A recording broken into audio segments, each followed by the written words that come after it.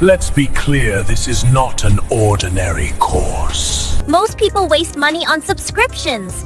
We don't do that here. Our AI Studio at Home course is built on free tools only. No paid plans, no hidden costs. Just a complete, proven workflow. From beginner level to professional 4K results. This course delivers real value, not theory. If you want to join our course, then click the link in video description. Now, let's start our video.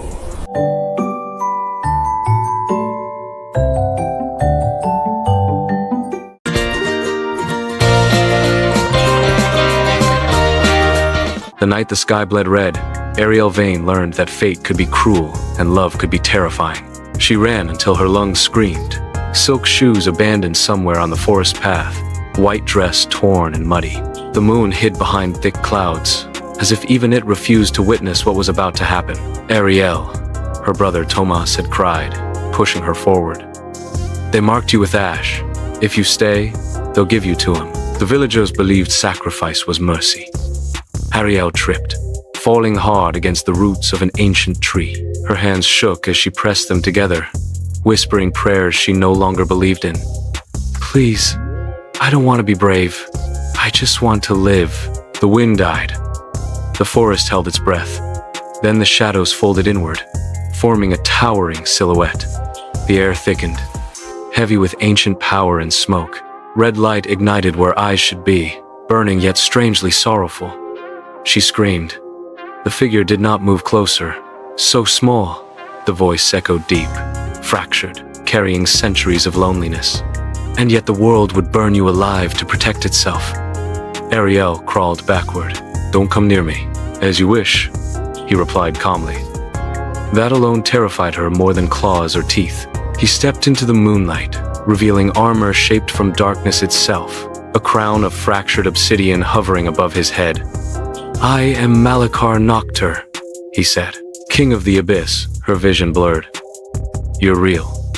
He lowered his gaze to her trembling hands. You were never meant to kneel before me, he said softly. You were meant to stand beside me. The bells rang again, closer now. Torches flickered between trees. Malakar's jaw tightened. They have come to deliver what they believe I demanded. I'm not a gift, Arielle shouted. No, he agreed. You are a choice. He knelt before her, the earth cracking beneath his weight. Come with me, he said, or remain here and die screaming. Tears streamed down her face as villagers burst into the clearing. There, someone yelled. The girl! Malakar stood. The shadows exploded outward. Screams followed. When Arielle opened her eyes again, the forest was gone. She lay in a vast obsidian hall beneath a sky of swirling crimson clouds. Black fire burned in massive braziers, casting shifting shadows along towering pillars carved with names of fallen gods. She sat up, heart racing. You slaughtered them, she whispered. Malakar stood at a distance, his back turned.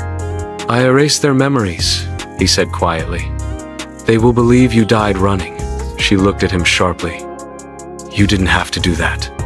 I did, he replied. Because if they remembered you, they would never stop hunting you. Silence stretched between them. Days passed strangely in the abyss. Arielle was given a chamber larger than her family's home. Dresses appeared without explanation. Food tasted warmer, richer, as if the realm itself wanted her alive.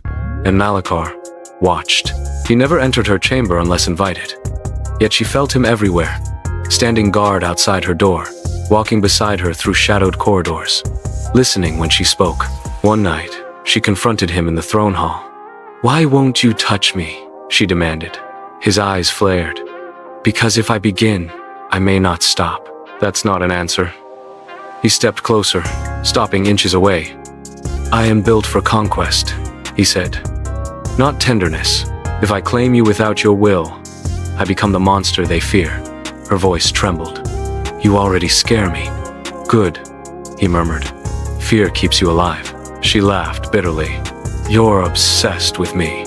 Yes, he admitted instantly. Completely. The honesty stole her breath. One evening, she discovered a hidden chamber filled with mirrors. Each showed moments of her life, feeding a wounded crow, singing by candlelight, crying alone after her mother's death. "You've been spying on me my whole life," she whispered. "I was guarding you," Malachar said behind her. "From things far worse than me." He told her the truth that night. Her soul had once belonged to the abyss, reborn again and again as human. Her memory wiped each time. In every life, Malachar had found her too late. "This time," he said, voice breaking, "I refuse to lose you." Arielle backed away. "You don't love me. You're clinging to a memory." He gripped his chest as if in pain. "Then why does it hurt when you cry?"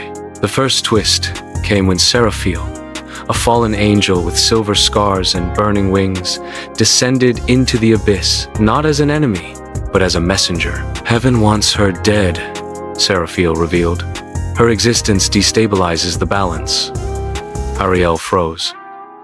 "I didn't choose any of this." Malachar's voice dropped to a growl. "They will not touch her. They already have," Seraphiel said. "Her blood carries abyssal fire. She is becoming something else." Arielle began to change. Fire no longer burned her. Shadows obeyed her whispers. When she was afraid, the palace shook. "You're turning me into you," she accused Malachar. "I'm not," he said desperately. "The realm is responding to what you already are." The angels attacked at dawn. Golden spears tore through the crimson sky. Demons fell. The abyss screamed. Malachar fought like a god of ruin, but when an angel struck Arielle with holy light, she collapsed, burning from the inside. Malachar roared. "Take my life instead!" he screamed to the heavens. The world stopped. A voice answered, not angelic, not demonic. "Would you surrender your crown?" "Yes." "Your power?" "Yes." "Your immortality?" Malachar fell to his knees. "If she lives." The light vanished. Arielle woke in his arms. Malachar lay beneath her mortal, bleeding. "What did you do?" she cried. "I chose you," he whispered, smiling weakly. "As you once chose me." She pressed her forehead to his, sobbing. The final twist came months later. Arielle stood on the throne of the abyss, crowned in obsidian and flame. "You said you gave it all up," she said softly. Malachar knelt before her, human eyes full of devotion. "I did," he said, "but the abyss chose you." She extended her hand. "Then rule with me," she said. "Not as a monster, not as a god, as my king." He kissed her hand, tears falling freely. And so the realms learned a new truth. Love did not save the Demon King. The Demon King was destroyed and reborn as something far more dangerous. A man loved by the woman who now ruled the darkness.